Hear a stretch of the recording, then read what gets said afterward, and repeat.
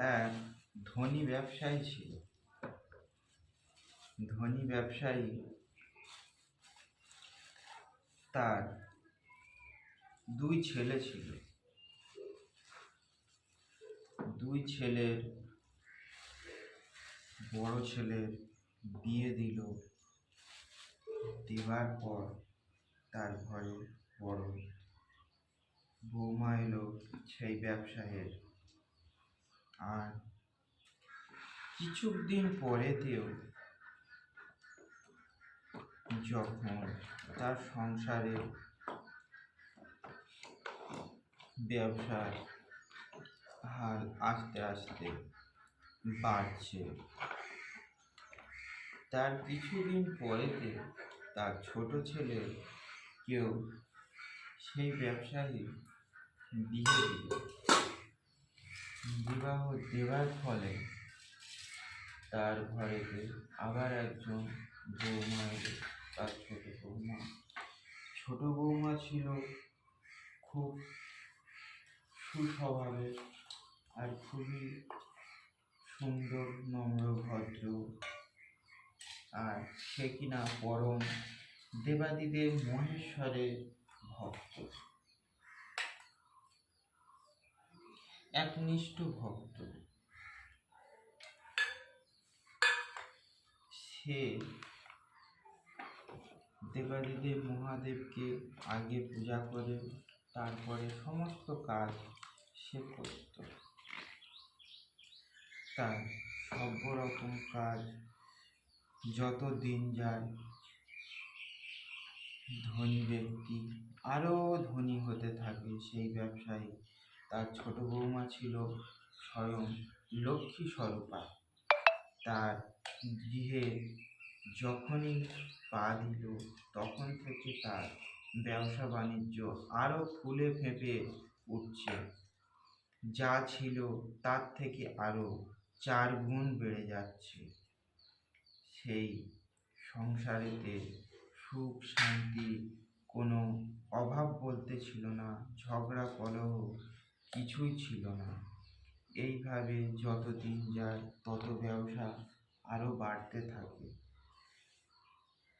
এইভাবে থাকতে থাকতে একদিন সেই ব্যবসায়ী বলল কিনা, বাবা আমার তো বয়স হয়েছে, তোমাদের 2 ছেলের হাতে এই ব্যবসার ভার আমি তুলে দিয়ে আমি একটু নিশ্চিন্ত মনে বাবার নাম গান করব। তাই মতো সেই 2 ছেলের হাতে তখন সে ব্যবসা তুলে দিয়ে সে শান্তি মনে বাড়িতে 2 বৌমার সাথে তারা বাবা মহাদেবের পূজা অর্চনা করতে থাকে। এইভাবে দিন যায়, মাস যায়, বছর যায়, তাদের ব্যবসা আরো উন্নতি হতে থাকে। সেই মতো তারা তাদের মতো আস্তে আস্তে সমস্ত কিছু সব বাড়াতে থাকছে। সব কিছু দিনে দিনে তাদের বাড়তে থাকে। এইভাবে দিনে দিনে তাদের নাম যশ আরো বাড়তে থাকে। এইগুলো কিনা পাড়া প্রতিবেশী চোখে এই সমস্ত জিনিস একদমই সহ্য হতো না।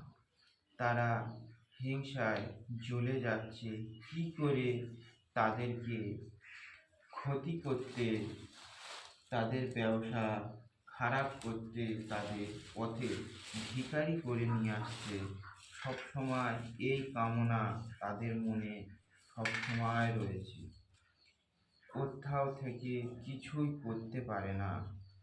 তখন এইরকমভাবে দিনে দিনে ব্যবসা তাদের বাড়তে থাকছে, কিচ্ছুতে কিচ্ছু করতেই পারছে না। তখন একদিন গ্রামের পথ দিয়েই যখন সেই ব্যবসায়ের গুরু কুলপুরোহিত যাচ্ছিল, তখন তারা ডেকে সেই কুলপুরোহিতকে বলল, হে কুলপুরোহিত, তোমার বাড়ি আমাদের অবশ্যই যেতে হবে। তা সেই পুরোহিত তখন বলল, ঠিক আছে তোমরা যেও। সেই মতো পাড়ার সমস্ত লোক সেই ব্যবসায়ী কুলপুরোহিতের বাড়িতে গিয়ে উপস্থিত হলো, আর সেই কুলপুরোহিতকে বলতে থাকলো, হে ব্রাহ্মণ মশাই, তুমি তো দরিদ্রের মধ্যে বাস করছো, আর তোমার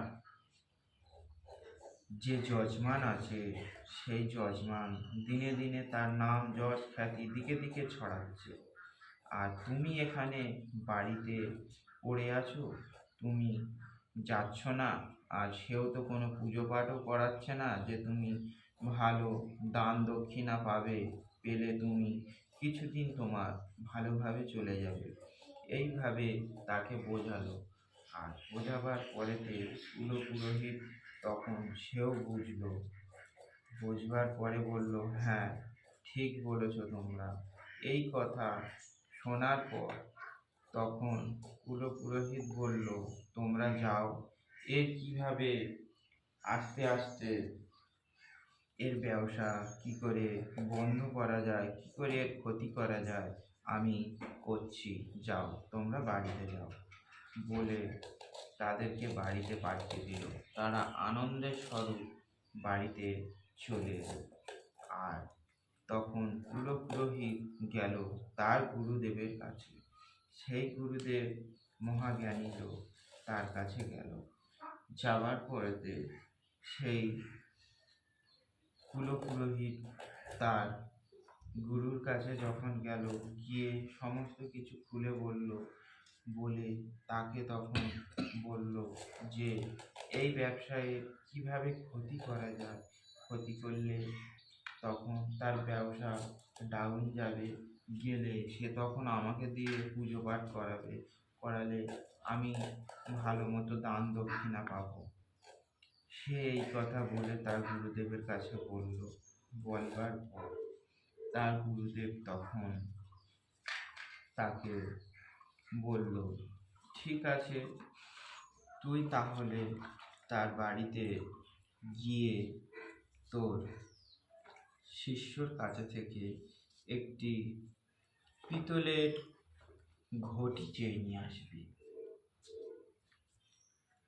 তখন সেই মতো সেই পুরোহিত গেল তার শিষ্যের বাড়িতে, গিয়ে তখন তার কাছে বলল, বাড়িতে আছে বলে তাকে ডাকলো।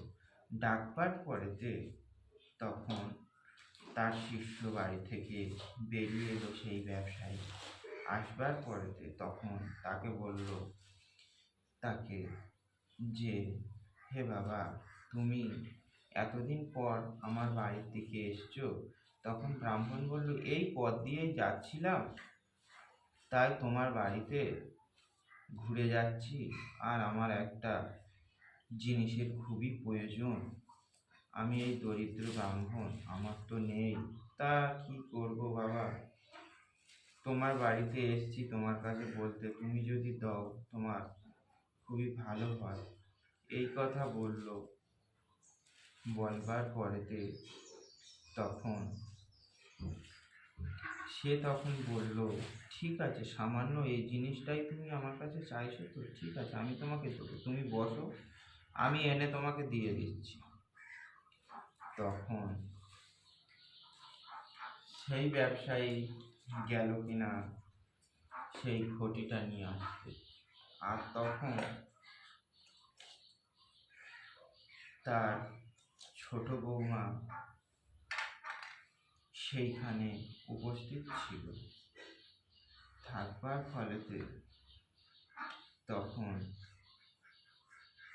বলল, বাবা তুমি কি নিয়ে যেতে এসছো? তখন বলল, মা, আমার বাড়ির আমার পুরোহিত এসছে, একটা আমার কাছে ঘটি চাচ্ছে। তখন সেই দিন ছিল শ্রাবণ মাসের প্রথম সোমবার। আর সেই ছোট বৌমা সেই শ্রাবণ মাসের প্রথম সোমবার সে সবে ব্রত আরম্ভ করবে। আর তখন তার বাড়িতে সেই ব্রাহ্মণ এসে সেই জিনিস চাইল। তার ফলে তখন তার ছোট বৌমা অনেক চতুর ছিল আর তার স্বাস্থ্য সম্বন্ধে অনেক জ্ঞানও ছিল। সে তখন দেখল যে বাবা তো আমার কাছ থেকে ঘটি নিতে এসছে, আর ব্রাহ্মণ মশাই সেও তো এসছে আমার কাছ থেকে এই জিনিসটি বাড়ি থেকে নিয়ে যেতে চাইছে। তখন সে কি করলো, সে তাড়াতাড়ি করে তার বাবার হাতের থেকে ঘটিটা কেড়ে নিল, নিয়ে বলল, বাবা তুমি দাঁড়াও, একটুখানি দাঁড়াও, আমি এই ঘটিটা তোমাকে এনে দিচ্ছি, তুমি দাঁড়াও। তখন সে ছুটতে ছুটতে তাড়াতাড়ি গিয়ে তার মন্দিরে সেই ঘটিতে করে এক ঘটি জল নিয়ে এসে সে সঙ্গে সঙ্গে বাবার মাথাতে অর্পণ করল। অর্পণ করবার পর সে এক ঘটি জল নিয়ে গিয়ে সেই জলটা গোমাতাকে খাইয়ে দিল। খাইয়ে দিয়ে আর ঘটিটা দিয়ে দিল। সে তার শ্বশুরমশাই এসে সেই ঘটিটা নিয়ে এসে ব্রাহ্মণকে দিল। ব্রাহ্মণ মনের আনন্দে সেই ঘটিটা নিয়ে চলে আসলো, যে এইবার তার বাড়িতে অভাব দারিদ্রতা দেখা দেবে আর আমাকে পূজা অর্চনার জন্য ডাকবে, আমি ভালো দান দক্ষিণা পাবো। এই ভাবনা ব্রাহ্মণ ভেবে ভেবে তখন তার বাড়িতে চলে গেল। এদিকে তার ছোট বৌমা স্বাস্থ্যজ্ঞানী, সে সব কিছুই জানতো, সমস্ত কিছু তার সাধ্য মতো সে কাজ করেছে। তখন আবার কিছুদিন চলে যায়। কিছুদিন যাওয়ার পর দেখছে যখন 2 মাস পেরিয়ে গেল, কোনো কিচ্ছুই হয়নি। তার যেমন ব্যবসা তেমনই আছে, আর আরও কিনা ব্যবসা বাড়তে থাকে। তারপরেতে আবার এলো। তখন এসে দেখলো যে না, তার বাড়িতে সব ঠিকঠাক আছে। সেই ব্রাহ্মণ আবার চলে গেল তার গুরুর কাছে। গুরুর কাছে গিয়ে বলল, হে গুরুদেব, তোমার কথা মতো আমি তো তার বাড়ি থেকে সেই ভিতরে ঘটিটা নিয়ে এসেছি, এতে ব্যবসায়ীর বাড়িতে কোনো কিছু তো ঘটেনি। তখন সেই গুরুদেব তার যোগ্য দিব্য দৃষ্টি চক্ষুতে সেটাকে সব কিছু দেখে নেবার পর সেই ব্রাহ্মণকে বলল, ওই ব্যবসায়ীর ছোট বৌমা অত্যন্ত শুভ মেয়ে, আর সে স্বাস্থ্যজ্ঞান সম্পূর্ণ মেয়ে, আর সে চায় না তার বাড়ির কোনো ক্ষতি হয়। তার জন্য ঘটি তোকে দিয়েছে অবশ্যই, কিন্তু তার সুখ সমৃদ্ধি সব কিছু বেঁধে এসেছে সেই ঠাকুরতলায়, ওই কৌটোর মধ্যে সব কিছু রেখে এসেছে সেখানে। তখন বলল, যা সেই ঠাকুর ঘর থেকে ওই রঙের কৌটোটা যদি তুই নিয়ে আসতে পারিস, নিয়ে আসলে তখন ওর সুখ সমৃদ্ধি সব নষ্ট হয়ে যাবে। সেই মতো ব্রাহ্মণ আবার এলো। আসবার পর সেই ব্যবসায়ীকে বলল যে তোমার বাড়ি আমি একটা খুব অতি সামান্য জিনিস আমি চাইতে এসেছি, এই জিনিসটা আমাকে দেবে? তখন সেই ব্যবসায়ী বলল, কেন দেব না, অবশ্যই তোমাকে দেব। সেই কথা বলে ঠাকুর ঘরের থেকে সেই কৌটোটা যেই না সেই ব্যবসায়ী নিয়ে আসতে গেল, তখন সঙ্গে সঙ্গে তার ছোট বৌমা এসে বলল, বাবা তুমি কি নিয়ে যেতে এসছো? তখন বলল, আমাদের পুরোহিত এসছে বৌমা, তার সে বিপদে পড়েছে, তার জন্য এই রঙের কৌটোটা আমি নিতে এসেছি। তখন বলল, আচ্ছা বাবা তুমি যাও, আমি এই রঙের কৌটোটা গিয়ে তোমার হাতে দিয়ে আসছি। বলে সেই মতো সেই তার শ্বশুর মশাই আস্তে আস্তে তখন আসতে থাকে। আর এদিকে তার ছোট বৌমা সে তখন করল কি, সেই রঙের কৌটো থেকে সমস্ত রং ফেলে দিল। ফেলে দিয়ে তখন আর সেই নতুন করে আবার রং ভর্তি করে সেই কৌটোটা এসে দিয়ে গেল তার শ্বশুর মশাইয়ের হাতে। আর সেই শ্বশুর মশাই তখন সেই কৌটোটা এসে আবার কিনা তার ব্রাহ্মণকে দিয়ে দিল। তখন আবারও ব্রাহ্মণ খুব আনন্দের সহকারে হাসতে হাসতে সেই কৌটোটা নিয়ে চলে এলো।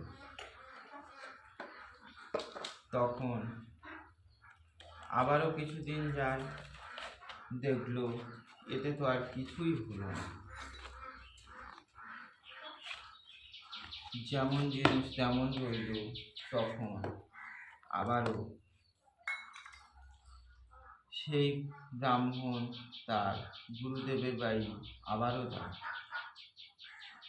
গিয়ে জিজ্ঞাসা করল যে, হে গুরুদেব, আমি তো তোমার বাড়িতে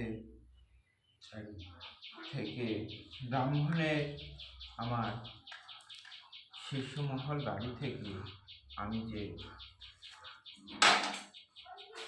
রঙের কৌটো তো নিয়ে এসে দিলাম, তাতে তো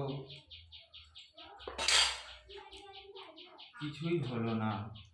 তখন সেই মতো তার গুরুদেব আবারও তার দিব্যচক্ষু দৃষ্টিতে সে দেখতে থাকলো যে কিনা তার ছোট বৌমা সেই হলুদের কৌটোটাই দেয়নি, সেটা পাল্টে দিয়েছে। তখন তাকে বলে দিল যে, দেখো ব্রাহ্মণ, তোমার যেই কৌটোটা নিয়ে আসবার দরকার ছিল সেই কৌটোটা তোমাকে দেয়নি। আর ওই ব্যবসায়ীর ছোট বৌমা স্বাস্থ্যজ্ঞানী, অত্যন্ত চালাক, সেও চায় না যে তার পরিবারের কোনো অভাব আসুক, সুখ শান্তি নষ্ট হয়ে যাক, সে ঠিক পাল্টে দিয়েছে। তখন বলল, তাহলে গুরুদেব আমি আর কি করতে পারি? তখন সেই গুরুদেব বলে দিল, তাহলে তুই আবার যা তোর শিষ্যের বাড়িতে গিয়ে বলবি যে গাভীটা তোমার বাড়িতে আছে ওই গাভীটা আমাকে দিয়ে দাও। আর সেই ধনী ব্যবসায়ী কিনা সেই গাভীর কাছেই তার সুখ সমৃদ্ধি সমস্ত কিছু বেঁধে রেখে দিয়ে এসেছিল। যখন ব্রাহ্মণের চাইল যে রঙের কৌটোটা, তার ছোট বৌমা তখন রঙের কৌটোটা পাল্টে দিল, আর সেই গোমাতার কাছে থেকেই সুখ সমৃদ্ধি বেঁধে আসলো। তখন সেই মতো আবার সেই ব্রাহ্মণ এলো, আবার এসে সেই ব্যবসায়ীর কাছে বলল যে আমার বাড়িতে খুব অভাব অনটন চলছে, আমার বাড়িতে ছোট্ট বালক আছে, তার দুধের প্রয়োজন অবশ্যই, আমি তো এতটাই গরিব যে আমি তার জন্য দুধ জোগাড় করতেই পারি না। যদি তুমি দয়া করে তোমার এই গাভীটা, তোমার তো অনেক আছে, এই গাভীটা আমাকে যদি দান করো তাহলে তোমার খুব ভালো হয়, আর আমার বাচ্চাটাও দুধ খেতে পাবে। এই কথা তখন সে জানালো ব্যবসায়ীকে। আর সেই ব্যবসায়ী তখন বলল, এই জিনিসটা তোমার চাই, তুমি তো আমার কাছে বলতে পারো, একবার বললেই আমি তোমাকে সেই জিনিসটা অবশ্যই দিয়ে দিতাম। সেই মতো ব্রাহ্মণ খুব আনন্দে রইল, আমি যে জিনিস এসে চাচ্ছি সেই জিনিস তো আমাকে সঙ্গে সঙ্গে দিয়ে দিচ্ছে। এই কথা বলে সেই ব্যবসায়ী তখন সেই গোমাতার কাছে গেল, গোমাতার দড়ি খুলে ব্রাহ্মণের হাতে দেবার জন্য তখন গেল। তার ছোট বৌমা সেখানে ছিল, তার ছোট বৌমা তখন জিজ্ঞাসা করলো, বাবা তুমি এই গোমাতাটাকে কোথায় পাঠাচ্ছ? তখন বলল, আমাদের যে পুরোহিত আছে বৌমা, সেই পুরোহিতের বাড়ি খুব অভাব, আর তার একটা ছোট্ট বাচ্চা আছে, সে দুধ অবশ্যই তার দরকার, আর সে কিনা সেই জিনিসগুলো কিনতে পারছে না, জোগাড়ও করতে পারছে না, তাই সে আমার বাড়িতে আমার কাছে এসছে, এই গাভীটাকে চাচ্ছে আমার কাছ থেকে, আমি কথা দিয়েছি তাকে এই গাভীটা তাকে দেব, তাই এই গাভীটা নিতে এসেছি। তখন বলল, ঠিক আছে তুমি একটু দাঁড়াও বাবা, গাভীটা তুমি নিয়ে যাবে, তার আগে আমার একটি কাজ আছে, আমি কাজটা করি, তারপরে তুমি নিয়ে যেও গাভীটা। সেই মতো তখন সে তাড়াতাড়ি গেল, গিয়ে সেই গাভী মাতার কাছে গিয়ে সমস্ত কথা বলল, গাভী মাতাকে প্রণাম করলো, প্রণাম করে তার শিংয়ের ওপরে হলুদ আর রং লাগিয়ে দিল, দিয়ে গাভী মাতাকে প্রণাম করে তার চরণেতে ফুল দিয়ে তাকে তখন ব্রাহ্মণের হাতে পাঠিয়ে দিল। তখন সেই মতো সেই ব্রাহ্মণ আনন্দের সাথে সেই গাভীটাকে নিয়ে চলে গেল। এইভাবেও চলে যেতে থাকে। এইভাবে যেতে এক এক করে ব্রাহ্মণ চাইতে চাইতে জিনিস নিয়ে যাচ্ছে। এইভাবে বছর ঘুরে গেল, গিয়ে আবার শ্রাবণ মাস এলো, আর সেই শ্রাবণ মাসে তৃতীয় সোমবারের বার তখন সেই গাভীটিকে নিয়ে যাচ্ছে তার বাড়ি থেকে। তখন সেই গাভীটিকে সমস্ত কিছু গুছিয়ে চৌমাসুরের হাতে দিল, দেবার পর ব্রাহ্মণকে দিয়ে দিল, ব্রাহ্মণ নিয়ে চলে গেল। যাবার পরেতে দেখলো গাভীটাও নিয়ে এসে কোনো কাজই হচ্ছে না।